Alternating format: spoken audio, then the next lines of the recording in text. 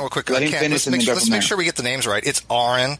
Aron Ra is actually his name, not Aaron, not Eric, not whatever. It's Aron. Let's keep it on track so everybody that's listening can kind of follow, because you can't understand what either of you are saying when you jumping over each other. So just let Kent finish out his thought, Aron, and then we'll shoot it over to you, and you can counter. Okay. A week ago, I asked you to ask Aron what is the best evidence for evolution. He responded by saying it is systematic phylogenetics. And he said in his little 3-minute YouTube clip, the only way Hovind can counter that is to meet the phylogeny challenge, which no creationist will ever even attempt to do. Okay. First place, I'll help correct you a little bit here, Aron. It is phylogenetic systematics, not systematic phylogenetics, but that's okay. According to evolution.berkeley.edu, all life on Earth is united by evolutionary history. We are all evolutionary cousins, twigs on the tree of life. Phylogenetic systematics is the formal name for the field within biology that reconstructs evolutionary history and studies the patterns of relationships among organisms. Unfortunately, history is not something we can see. That is correct. Phylogenetic, from the dictionary, just Googled it on Google here, relating to the evolutionary development and diversification of a species or group of organisms, or of a particular feature of an organism, for instance, the teeth or the bone structure, etc. And I'm holding in front of me, I'll show it from Encyclopedia Britannica 2005, a phylogenetic tree based on the nucleotide differences in the gene for cytochrome C. And they have all these creatures with lines drawn between them, showing that a human, a monkey, a dog, a horse, a pig, etc., and a moth and a screwworm and a tuna are all related to a common ancestor. They draw these lines on the paper, and that becomes their science. Now, I'm curious, why did they choose to use the phylogenetic tree based on cytochrome C? Why did you make a tree based on the number of chromosomes, or based on the adult body weight, or based on life expectancy, or based on life or gestation period, or based on average number of offspring, or based on the number of teeth? They have to focus on derived synapomorphies. All of these things are features, and if you do a phylogenetic tree on any of these things, you get a wildly different tree. For example, penicillin has 2 chromosomes. Houseflies and tomatoes both have 12. If you did a phylogenetic tree, you would say houseflies and tomatoes are identical twins. Possum, redwood tree, and kidney beans all have 22 chromosomes. They are not identical triplets. Humans have 46 chromosomes, and chimpanzees and tobacco both have 48. So if you did a phylogenetic tree based on anything other than what you want to believe, that there's somehow a relationship, you would get wildly different answers. So I think the evidence shows very clearly that you're choosing and selecting a particular phylogenetic tree that anybody can make up. You can arrange things in any kind of order you want and draw lines between them, but all the phylogenetic trees are nothing but lines on paper that somebody decided to make a relationship, like you think a pine tree and an elephant are related. That's a line on a piece of paper, Aron. That's not science. Science is something we observe, we study, we test, we demonstrate. Everybody that's ever done it will tell you elephants make baby elephants, no exceptions. Now, if you choose to believe, and I emphasize the word believe because it is a religious belief that you have, that elephants and pine trees are related, that's fine. I don't care what you believe. But I resent paying for that to be taught to all the kids in the school system. That is not science. That's a religion in every sense of the word. Go ahead. In no sense of the word is that a religion, because it is not faith-based, it's evidence-based. And it has nothing to do with any purpose for anything, much less anything to do with the beginning of the universe or what came prior to it. Nor does it require a belief. I would suggest that we both start from not believing anything and just review the possibilities. And one of the things we have to look at is the law of monophyly, which is an evolutionary law. This is the one that Ernst Mayr described as Darwin's second law of common ancestry. And this is where he says that multiplication of species is Darwin's third law, and this is the one that I refer to as biodiversity. In either case, it means that one species may diversify into 2, into 4, and 8, and 7, but that in every daughter lineage, evolution is just a matter of superficial changes being compiled against successive tiers of fundamental similarities. And it is those tiers of fundamental similarities which can be interpreted as derived synapomorphies, which is what they're basing the phylogeny on. I have heard creationists argue that a watermelon is 98% water and a cloud is 100% water, and so a watermelon only missed being a cloud by 2%. Or that we could classify an octopus as being an ink pen since it spits ink, and we can classify it as a spider because it has 8 legs. And these are all deliberate attempts to avoid the fact. Again? Avoid the fact of what? That an octopus is related to an ink pen? What? You understand the law of monophyly, but as I just described, it means that you can't outgrow your ancestry. That means at no point in evolutionary history did one kind, which doesn't exist, ever become another kind, which doesn't exist either.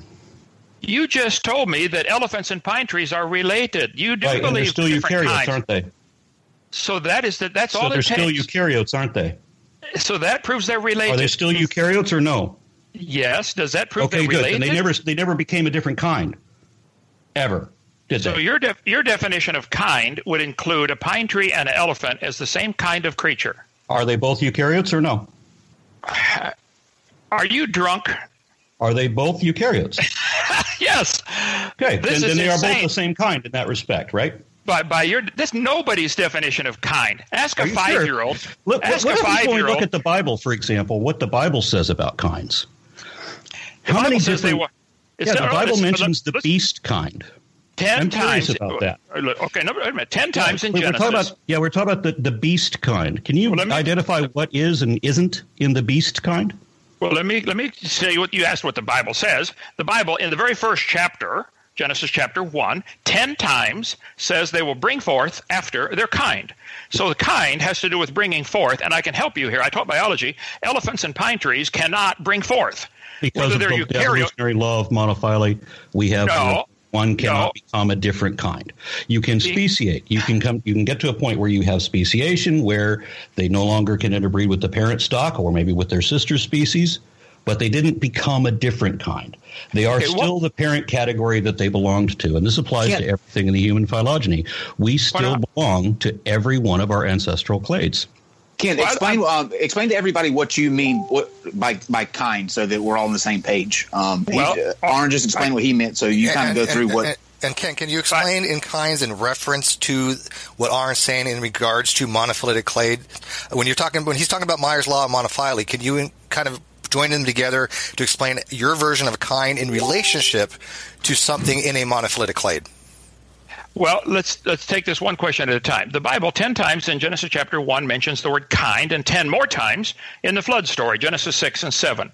So 20 times in the first 7 chapters, it talks about Noah bringing the animals in the 6 and 7, chapter 6 and 7, bringing the animals onto the ark after their kind. So it has to do with bringing forth and for them to get 2 of each kind on board the ark. I can assure you a pine tree and an elephant are not the same kind of animal in the biblical way of thinking or in anybody else. Are either one of them in the beast kind? A pine tree is not in the beast kind, no. But an elephant is? An elephant is a beast. It's a beast of the earth. Okay, yes, how many different types of beasts are within the elephant or within the beast kind? Well, and how can we distinguish them? Well, the current estimate is there are 7,000 or 8,000 kinds of animals on land. How many of them are beasts? Breathe air. That would be how many of them belong to the beast kind?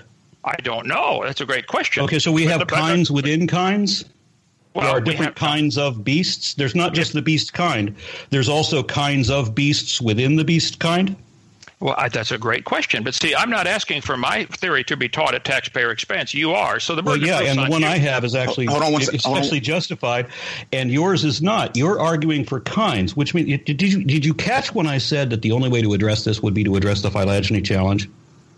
Did you follow that? Do you even know what the phylogeny challenge is? I do, but let's just fix it. Okay, what is the phylogeny challenge? Arn, hold on 1 second, Arn. Let him finish out an answer. Go ahead, Kent. We're going to give you the time to finish out your answer, and Arn, let him. Yeah, you're bringing up 5 or 6 topics. Okay, I will stand by the Bible, which says very clearly the animals bring forth after their kind. Therefore, the ability to bring forth seems to be directly related into deciding what exactly is a kind. I think I demonstrate. I'm going to show up some pictures here we're going to video this for people. There are 200 recognized species of squirrels in the world. They are the same kind of animal called a squirrel. That's from National Geographic. Is there anything other than squirrels that are in that kind? In the squirrel kind, I don't know. Is there a squirrel? Okay, so there's a squirrel kind. So God created a primordial group of a pair, I guess, of squirrels. And then he created is there a chipmunk kind as well? Now, whether the chipmunk and squirrel are related would be a good study for biology. But I think it would. It would define what a kind is. Sure. So did God create 2 rodents that wait, there's a rodent kind. So now we have squirrels, we have chipmunks, and we have do we have rabbits in that? Are we going to put lagomorphs into that same kind as well? And you're talking over me again. I don't interrupt you. Now listen, there are 200 recognized species, and I'll use the word species, of squirrels. I think they're probably all interfertile. There are 350 breeds of horses. You get into different names here, what they mean. What is a breed name? What is a species? What is a family, a genus, a kind? The biblical definition of kind was given, or the word kind was used way before Carolus Linnaeus was ever thought of. So Carolus Linnaeus came up with our current classification system. There are the horses, for instance, the horse, the zebra can interbreed. The ass, the Shetland pony. You can get a zebra, a shebra, a zebrass, a zedonk, a zeonki, a zorse. They probably are the same kind. I don't know exactly where the line is, but I think it's pretty obvious in most cases that. Well, clearly not. Well, for heaven's sake, Aron, you think a pine tree and an elephant are the same kind. What on earth is wrong But here? you think there are kinds within kinds, and that we have the squirrel kind and we have the chipmunk kind, both within the rodent kind. So it sounds like you're defining what clades are, which, of course, would all connect to each other because trees and elephants are both eukaryotes, as we said. So at what point do we get to where God created a primordial pair who then diversified into all these other clades? Well, that, like I said, would be a great field of study. That's the phylogeny challenge. Well, so you have to show me, and I made a video about this for anybody that's curious. Please look up the phylogeny challenge. It is the death knell for all creationist arguments because it can't be addressed. So Aron, you're asking in the phylogeny challenge for the original type of pair that created all the other supposed kinds and subclassifications. If there's any truth, if there was any truth to creationism whatsoever, or if the theory of evolution was fundamentally flawed in any way, then there would have to be a point where, as Kent does, he accepts a certain degree of phylogeny, but it has to trace back to an original set of created kinds. And it can't be, well, that would be an interesting question since they're both rodents, and both rodents are eutherians, and all eutherians are mammals, and you can trace it all the way back to eukaryotes. Would that have so to where is the dividing line? Too? With the phylogeny challenge, would it also have to show and demonstrate speciation rates to show this original mating pair to diversify to all these species that are out there relating to whatever the original kind that Kent is referring to? Well, the speciation rate isn't really relevant unless you put a time constraint on it. 7,000 years. Okay, well, if he's going to imply his own time constraint, then he has this issue that he would have to address as well, because that's just going to further complicate his position. I will gladly address that if you stop interrupting and bringing up 20 more topics. Okay, it's the same topic. It's been the same topic. Okay, the Bible says they will bring forth after their kind. I will make the statement that probably Noah had 2 squirrels on the ark. They have diversified into 200 species of squirrels. Black ones, white ones, brown ones. That is not evident, and that could happen in 4,400 years. We have 339 breeds of dogs that have been developed in the last 300 years. Yes, it can happen very quickly. There are biological factors, like the Kaibab and the Abert squirrel, just by geographic isolation across the Grand Canyon, have developed and look pretty different. Whether they're still reproductively capable, I don't know. Put them together and find out. There are 800 breeds of cattle recognized worldwide. And they fall into 2 main types, according to Wikipedia, just a couple days ago, yesterday, okay? So 800 breeds of cattle, I think we would agree, are probably the same kind of animal. Noah might have had 10 cows on the ark, or 20, and we now have 800 breeds. I don't know what he had on the ark. I'm not asking for mine to be taught at taxpayer expense. But if you think a cow and a pine tree are related, and an elephant and a bacteria, I think that's a stretch of anybody's imagination. I have some pictures here of, for instance, the different cats in the cat family. Here's a jag lion, the cross between a jaguar and a lion. So possibly the jaguar and a lion are the same biblical kind. There's a bobcat lynx cross. There are 30 recognized breeds of chickens in the world, and it says the jungle fowl is the original bird from which all varieties and strains of domesticated chickens are derived. Man has developed domesticated chickens. Some lay more eggs, some have more meat, some live longer, some produce more offspring. They can select for a certain characteristic that they want, but they're still a chicken. And a 5-year-old knows that. They could recognize right away the difference between a chicken and a pine tree. Why you can't, I don't know. But what do you mean I different. Can't? I just read to you the law of monophyly, which shows that you can't. It is always going to be a chicken. It's never going to not be a chicken. All its descendants, no matter how much they change, they're going to still be chickens. Why? Because of the law of monophily. And those chickens are still going to be neonath birds. They're still going to be birds. Not the bird kind, because the Bible doesn't describe what a kind